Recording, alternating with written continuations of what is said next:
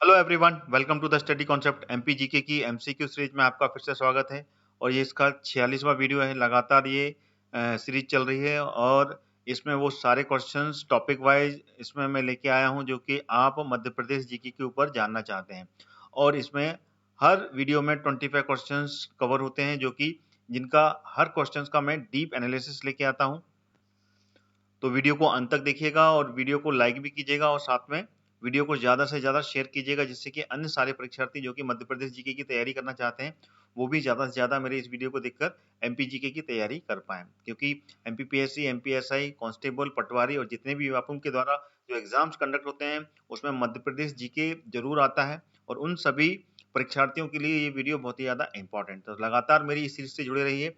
मेरा study concept channel subscribe कर लीजिए, वो भी ऑल नोटिफिकेशन के साथ में। ध्यान रहे, ऑल का जो रेडियो बटन है वो आपको सिलेक्ट करना है, देन उसके बाद में सब्सक्राइब का बटन क्लिक करेंगे, जिससे कि आपको मेरे द्वारा अपलोड किए गए सारे वीडियोस के नोटिफिकेशंस इंस्टेंट मिलेंगे और उसके बाद में आप सारे वीडियोस लगातार देख पाएंगे, एक भी वीडियो मिस नहीं होगा। तो चलिए शुरू करता हूँ। ये 46 वीडियो जो कि मध्य प्रदेश जी के बाद टॉपिक वाइज पूरा कंप्लीट है और टोटल 25 क्वेश्चंस इसमें डीप एनालिसिस के साथ में कवर किए हैं।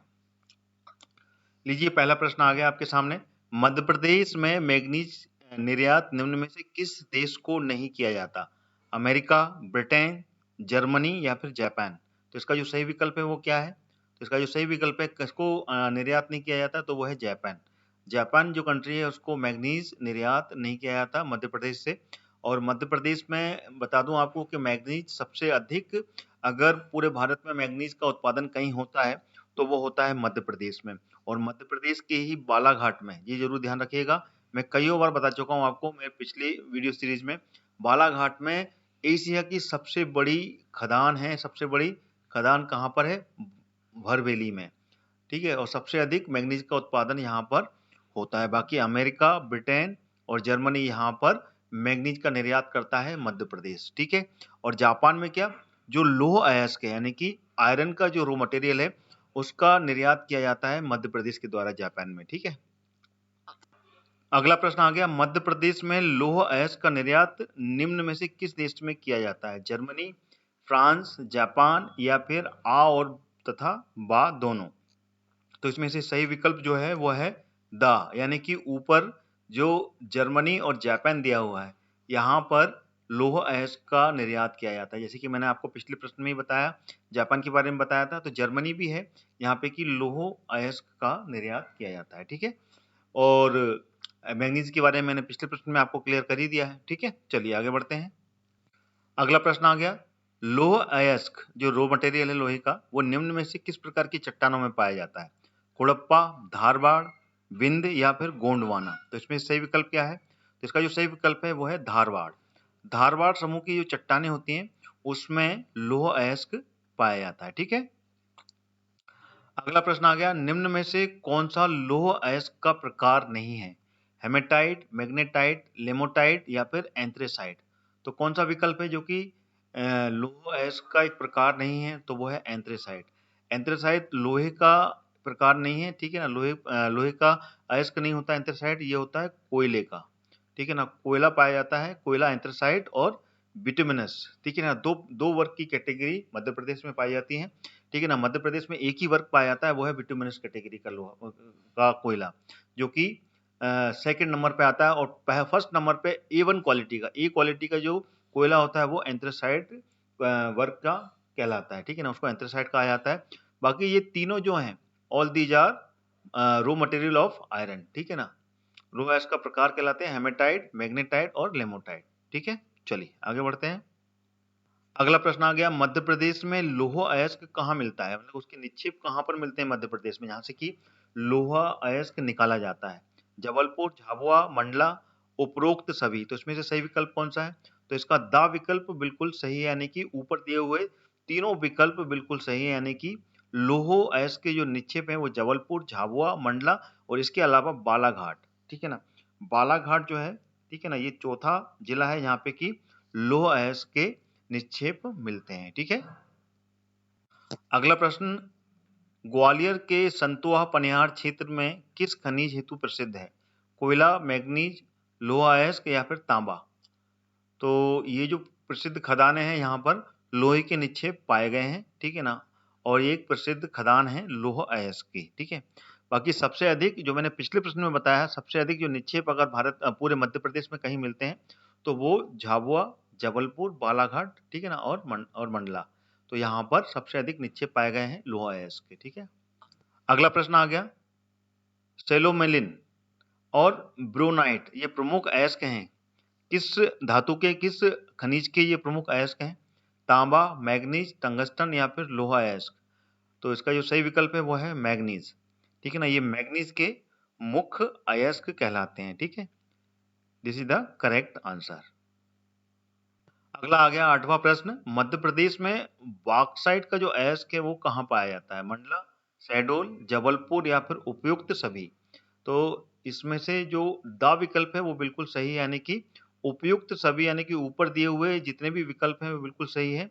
यहाँ पर बॉक्साइट का अयस्क पाया जाता है। इसके अलावा एक जिला और है मध्य प्रदेश का, वो है रीवा, ठीक है। ये भी आपको याद रखना। तो ये 4 जिले में, ठीक है ना, बॉक्साइट का अयस्क पाया जाता है, ठीक है। बॉक्साइट जो कि एल्यूमिनियम का रॉ मटेरियल है, ठीक है। एल्यूमिनियम इसी से निकाला जाता है। क्लियर है?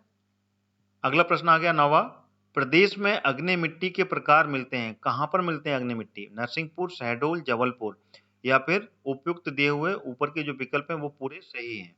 तो इसका जो सही विकल्प है वो बिल्कुल सही कह रहे हैं। ऊपर दिए हुए जितने भी विकल्प हैं वो बिल्कुल सही है, यानी कि नरसिंहपुर, शहडोल, जबलपुर, ठीक है ना। इन सभी जिलों में आग्नेय मिट्टी, जिसको कि इंग्लिश में क्या बोलते हैं, फायर क्ले, वो सब यहाँ पर प्राप्त होते हैं। और इसके अलावा एक जिला और है जिसके बारे में इसमें जानकारी नहीं दी है, ठीक है ना, वो है बैतूल। तो ये 4 जिले हैं यहाँ पे कि फायर क्ले यानी कि अग्नि मिट्टी प्राप्त होती है, ठीक है। अगला प्रश्न आ गया, कोरंडम धातु जो होता है कोरंडम, वो ये किस प्रकार का प्राकृतिक ऑक्साइड है? एल्यूमिनियम का, चांदी का, सोने का या फिर तांबे का? बताइए, ये किस प्रकार का ऑक्साइड कहलाता है जो कोरंडम कहलाता है? तो इसका जो सही उत्तर है वो है एल्यूमिनियम, ठीक है ना। एल्यूमिनियम का ये प्राकृतिक ऑक्साइड कहलाता है कोरंडम। और ये प्राकृतिक धातु इसलिए कहलाता है क्योंकि ये प्रकृति में ही नेचुरल तरीके से ये पाया जाता है, ठीक है ना। और ये हीरे के बाद, क्योंकि प्रकृति इसको बनाती है, हीरे के बाद में इसका जो कठोरता में है दूसरा नंबर लगता है, ठीक है ना। हीरा पहला वो है खनिज जो कि नेचुरली बनता है, कोयले के द्वारा बनता है हीरा, ठीक है। क्लियर है? This is the hard form of the carbon, ठीक है। उसके बाद में कोरंडम भी प्रकृति के द्वारा बनता है और ये इसका सेकंड नंबर लगता है कठोरता में। पहला नंबर हीरे का है और दूसरा नंबर कोरंडम का है, ठीक है। जो हीरे के बाद में कठोरता में सेकंड नंबर पर आता है, इतना ज्यादा हार्ड होता है ये।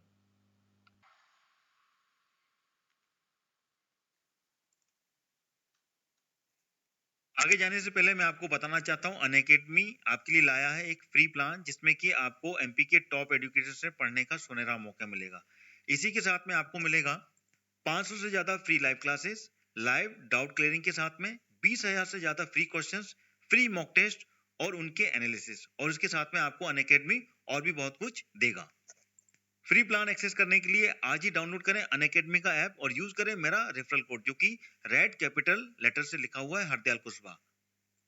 Now Prateek Jain exclusively available on Unacademy, जो कि है एमपी के best faculty, top ex faculty of Aakar IAS academy, जो कि आपको कंप्लीट कवरेज देने वाले हैं पूरा मध्य प्रदेश के कोर्सेज का। और ये इनकी क्लासेस स्टार्ट हो रही हैं 11 फरवरी 2021 से। यहाँ पे आपको मिलने वाला है complete doubt resolutions, live classes, quizzes और पीडीएफ नोट्स भी। क्या आप प्रीलिम्स 2020 क्रैक करने के लिए रेडी हैं? तो अभी एनरोल कीजिए प्रीलिम्स चैंपियनशिप में, जहां टॉप 3 रैंकर्स को मिलेगा 1 मंथ का फ्री सब्सक्रिप्शंस। ये चैंपियनशिप स्टार्ट हो चुकी है 6 फरवरी से। 6 फरवरी, 13 फरवरी, 20 फरवरी और 27 फरवरी, तो ये पूरी के पूरे टेस्ट कंडक्ट होने वाले हैं। तो अभी ज्वाइन कीजिए इस चैंपियनशिप को। इसका जो लिंक है मैंने डिस्क्रिप्शन बॉक्स में डाल दिया है, वहां से आप क्लिक करके इस चैंपियनशिप में ज्वाइन कर सकते हैं। अनअकैडमी लेके आया है अचीवर बैच, जो कि है एमपीपीएससी प्रीलिम्स 2020 के लिए। यहाँ पे आपको मिलेगा sprint course through topic wise MCQ test, जो कि है हिंदी मीडियम में। ज्वाइन करें इस बैच कोर्स को और पाएं एमपीपीएससी का संपूर्ण मार्गदर्शन। इसकी क्लासेस शुरू हो चुकी हैं 11 फरवरी से। इसका पहला सेशन जो कि 10 बजे से लेके 11 बजे तक होता है, दूसरा सेशन 5 बजे से लेके शाम को 6 बजे तक होता है और तीसरा सेशन उसके बाद में 7 बजे से लेके 8 बजे तक चलता है। इसमें आपको एमपी के टॉप एजुकेशन पढ़ने का मौका मिलेगा, साथ ही साथ में 60 मिनट की comprehensive sessions with MCQ test followed by the detail discussions of the test, complete coverage of MPPSC prelims syllabus with PDF notes after each classes। आइए आप जान लेते हैं अनअकैडमी के प्लस बैचेस के बारे में, जो आपकी हर जरूरत के हिसाब से बिल्कुल परफेक्ट हैं। जी हाँ, 60 days live crash courses, recorded batches, PDF revision notes in every classes, best educators for your guidance, साथ ही साथ में लाइव एमसीक्यू रिवीजन बैचेस भी हैं, साथ में लाइव डाउट क्लियरिंग भी है और 20 से ज्यादा मॉक टेस्ट हैं जो कि प्रैक्टिस के लिए आपके लिए अवेलेबल हैं और 20,000 से ज्यादा यहाँ पर क्वेश्चंस हैं जो कि आपके प्रैक्टिस के लिए अवेलेबल हैं प्लस बैचेस में। आइए अब जान लेते हैं अनअकैडमी का सब्सक्रिप्शन कैसे लेना है। बस आपको प्ले स्टोर पर जाना है और अनअकैडमी का लर्निंग ऐप डाउनलोड करना है और इसमें अपना गोल एमपीपीएससी व्यापम सिलेक्ट करना है और प्लस कोर्सेज में जाकर मनचाहे बैच कोर्स को एनरोल करके गेट सब्सक्रिप्शन का जो बटन है वो क्लिक करना है। इंस्टेंट 10% का डिस्काउंट पाने के लिए मेरा रेफरल कोड जो कि रेड कैपिटल लेटर में लिखा हुआ है हरदयाल कुशवाहा, उसको एंटर करना है। जैसे ही आप एंटर करेंगे you will get 10% instant discount on available fees valid till 28 February, post that will get only 5% discount. तो देरी किस बात की है दोस्तों, आज ही अनअकैडमी का लर्निंग ऐप डाउनलोड कीजिए और एमपीपीएससी और व्यापम को क्रैक करने के लिए तैयार हो जाइए। Let's crack it. अगला प्रश्न आ गया आपके सामने, प्रदेश के किस जिले में यूरेनियम पाया जाता है? शहडोल, उमरिया, इंदौर या फिर भोपाल? तो इसका जो सही विकल्प क्या है, तो वो है शहडोल। ठीक है, इसका आ विकल्प बिल्कुल सही है। मध्य प्रदेश का सिर्फ एकमात्र जिला है शहडोल जहां पे कि यूरेनियम पाया जाता है। ठीक है, this is the correct answer. अगला प्रश्न आ गया, सिंगरौली, उमरिया, मोहपानी और सुहागपुर, ये जो क्षेत्र है इनमें क्या समानता है? कोयला क्षेत्र है, लौह अयस्क क्षेत्र है, पेट्रोलियम क्षेत्र है या इनमें से कोई नहीं? तो इसका जो सही विकल्प है वो क्या है, तो सही विकल्प है कोयला क्षेत्र। ठीक है ना, ये चारों के चारों जो क्षेत्र है यहाँ पर कोयला की मात्रा पाई जाती है, कोयला अधिक मात्रा में पाया जाता है। ठीक है ना, सिंगरौली, सुहागपुर, उमरिया, ठीक है, और मोहपानी, ये चारों के चारों क्षेत्र में कोयला पाया जाता है और कोयले की खानें हैं यहाँ पर स्थित, तो इसमें ये समानता है। ठीक है, अगला प्रश्न आ गया, बॉक्साइट पाया जाता है किसमें पाया जाता है? बालू शैलिका क्वार्ट्ज में, किम्बरलाइट सेल में, लेटराइट में या फिर कायंत्रित सेल में? तो इसमें से सही विकल्प कौन सा है? तो इसका सही विकल्प है बॉक्साइट पाया जाता है बालू सिलिका और क्वार्ट्ज। ठीक है ना, इसमें ठीक है ना बॉक्साइट पाया जाता है। और किम्बरलाइट सेल में क्या पाया जाता है? इसमें हीरे मिलते हैं, ये वाली जो सेल होती है इसमें यहाँ पर हीरे की प्राप्ति होती है और कायंत्रित सेल से तांबा मिलता है। ठीक है ना, ये वाली जो सेल होती है यहाँ पाई जाती हैं उसमें तांबे की अधिकता होती है, तांबा अधिक मिलता है। ठीक है, तो this is the correct fact. अगला प्रश्न आ गया, कोरंडम किसका अयस्क है? एल्यूमिनियम का या फिर रॉक फॉस्फेट का, सीसा का या फिर डोलामाइट का? तो इसका जो सही विकल्प है वो है एल्यूमिनियम। जो कोरंडम है ये एल्यूमिनियम का अयस्क है और ये इसका अयस्क कहाँ मिलता है मध्य प्रदेश में? ये मिलता है सिंगरौली में, ये आपको पता होना चाहिए। सिंगरौली की कहाँ पर? पीपरा और परकोटा। ठीक है ना, बहुत ही इंपॉर्टेंट है, ये क्वेश्चन आ जाते हैं इसमें, कहाँ मिलता है कोरंडम और कौन से क्षेत्र में, ऑप्शन में आ सकता है, तो आप बिल्कुल बताइएगा। सिंगरौली के पीपरा और परकोटा में ये कोरंडम की प्राप्ति होती है। ठीक है, सिंगरौली कोयले के लिए भी बहुत ज्यादा प्रसिद्ध है, यहाँ पे कोयला पाया जाता है बिटुमिनस कैटेगरी का, जो कि सेकेंड वर्ग की कैटेगरी कहलाती है कोयले पे। ठीक है, अगला प्रश्न आ गया, देश में मध्य प्रदेश के निम्न खनिजों में सबसे बड़ा उत्पादक है? मध्य प्रदेश मतलब ऐसा कौन सा खनिज जिसमें कि सबसे ज्यादा उत्पादन करता है पूरे भारतवर्ष में? कोयला, हीरा, तांबा, लोहा, कोयला और तांबा या फिर तांबा और हीरा? तो इसका जो सही विकल्प है वो कौन सा है? तो इसका दा विकल्प बिल्कुल सही है। मध्य प्रदेश हीरा और तांबा के उत्पादन में अग्रणी राज्य है पूरे देश में। इसके अलावा अन्य खनिज भी है यहाँ पे जो कि जिसमें कि पूरा का पूरा एकाधिकार है मध्य प्रदेश का उत्पादन में। एक तो है स्लेट, जो कि मैं आपको पिछले प्रश्नों में ही बता चुका हूँ। स्लेट भी मध्य प्रदेश के अलावा और कहीं सबसे अधिक उत्पादन नहीं होता है। और दूसरा है डायस्पोर, ठीक है ना, इन सभी को याद कर लेना है अपने को, है ना। और कौन सा है, पायरोफ्लाइट, पायरोफ्लाइट, ठीक है। तो ये एक ये हो गया, दूसरा, तीसरा, चौथा और पांचवा। तो ये पांचों में मध्य प्रदेश का एकाधिकार है उत्पादन में, पूरे देश में सबसे अधिक उत्पादन करता है इन पांचों खनिजों का, ठीक है। तो this is the correct fact, okay. अगला प्रश्न आ गया, मध्य प्रदेश राज्य में खनिज नीति 2010 मंत्री परिषद ने किस तारीख को इसको अनुमोदित किया था? आ, बा, सा या फिर दा? तो इसका जो सही विकल्प है वो कौन सा है? Which one is the correct answer? तो इसका जो बा विकल्प है बिल्कुल सही है, यानी कि 7 सितंबर 2010 को मध्य प्रदेश में नई खनिज नीति अनुमोदित हुई थी। खनिज नीति सबसे पहले मध्य प्रदेश में 1995 में आई, उसके बाद में इसमें दोबारा से अनुमोदन किया गया था 2002 में, और उसके बाद में अभी जो चल रही है वो 2010 की ही खनिज नीति चल रही है, जो कि 7 सितंबर 2010 को, ठीक है ना, शिवराज सिंह सरकार की जो शिवराज सिंह चौहान जी की सरकार थी, मुख्यमंत्री है, ठीक है ना, उन्होंने इसका अनुमोदन किया था, ठीक है। अगला प्रश्न आ गया, मध्य प्रदेश के किस क्षेत्र में टंगस्टन प्राप्त होता है? पिछले प्रश्नों में भी मैंने इसके बारे में आपको बताया है, तो बताइए ग्वालियर, बघेलखंड, होशंगाबाद या फिर मालवा, किस क्षेत्र से प्राप्त होता है? तो इसका जो सही विकल्प है वो है होशंगाबाद क्षेत्र। होशंगाबाद क्षेत्र के आगर गांव, ये भी आपको मैंने बताया था, आगर गांव में टंगस्टन की प्राप्ति होती है, ठीक है। टंगस्टन जो कि one of the hard element in the all group of element, okay. अगला प्रश्न आ गया 21वां, निम्न स्थानों पर तांबा कहाँ पाया जाता है? केसरी मंडला, दल्ली, रजहरा दुर्ग, बाराडीला बस्तर या फिर द मलाजखंड, ठीक है, मलाजखंड बालाघाट। तो तांबा कहाँ पाया जाता है? मैंने पिछले प्रश्नों में भी इसका विकल्प दिया था आपको और बताया था, तो वो है मलाजखंड, जो कि बालाघाट में सबसे बड़ी खदान है तांबे की, और विश्व की सबसे बड़ी खदान है ये, ठीक है ना। इससे बड़ी कोई खदान नहीं है। यहाँ पर 36 मीटर मोटी, 36 मीटर मोटी तांबे की एक पट्टी मिली है यहाँ पर, ठीक है ना। तो वन ऑफ द बहुत ही मोटी खदान है यहाँ, बहुत ही मोटी पट्टी की यहाँ पर प्राप्ति हुई है तांबे की, ठीक है। चलिए आगे बढ़ते हैं। अगला प्रश्न आ गया, मध्य प्रदेश तथा छत्तीसगढ़ के किस जिले में कोयला खनिज के रूप में नहीं मिलता? बिलासपुर, छिंदवाड़ा, कोरिया या फिर रीवा? तो इसका जो सही विकल्प है वो है रीवा। रीवा में कोयला अयस्क नहीं मिलता, कोयला खनिज के रूप में प्राप्ति नहीं होती है रीवा में। अगला प्रश्न आ गया, मध्य प्रदेश में से निम्नलिखित में से एक खनिज बिल्कुल नहीं पाया जाता? पन्ना, अभ्रक, हीरा या फिर लोहा? तो इसका सही विकल्प क्या है? तो इसका सही विकल्प है पन्ना। जो पन्ना खनिज है, ठीक है ना, ये वाला खनिज नहीं पाया जाता है मध्य प्रदेश में बिल्कुल भी, बल्कि पन्ना एक जिला है जहाँ पे कि हीरा मिलता है, ठीक है ना, हीरे मिलते हैं यहाँ पर, ना कि पन्ना मिलता है, ठीक है।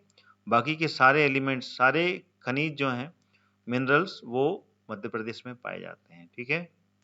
अगला प्रश्न आ गया, मध्य प्रदेश का एकमात्र जिला का नाम बताएं जहाँ पे कि यूरेनियम खनिज पाया जाता है? भोपाल, सागर, ग्वालियर, शहडोल? तो इसका सही विकल्प क्या है? मैंने पिछले प्रश्न में ही आपको इसका आंसर बताया, तो वो है शहडोल। एकमात्र जिला है मध्य प्रदेश का यहाँ पे कि यूरेनियम पाया जाता है। अगला प्रश्न आ गया, मध्य प्रदेश में कोयला कहाँ मिलता है? ये बार बार रिपीट हो रहा है, आप बिल्कुल बता सकते हैं इसका आंसर क्या है।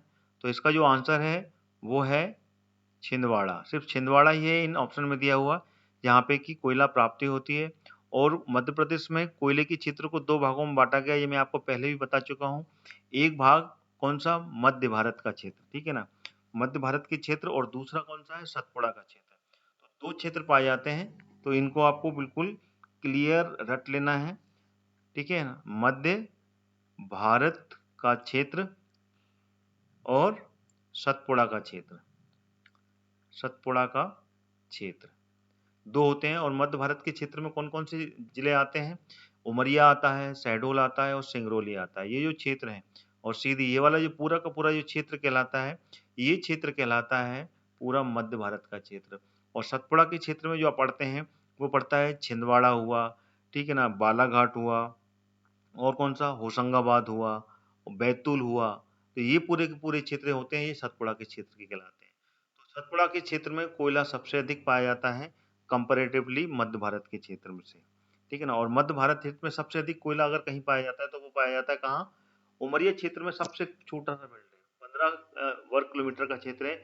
और बाकी शहडोल और सिंगरौली ये सबसे बड़ा क्षेत्र है। अगर शहडोल का देखा जाए तो 4000 वर्ग किलोमीटर का जो क्षेत्र है वहां पर कोयले की सबसे बड़ी खदान है, वो है सुहागपुर की।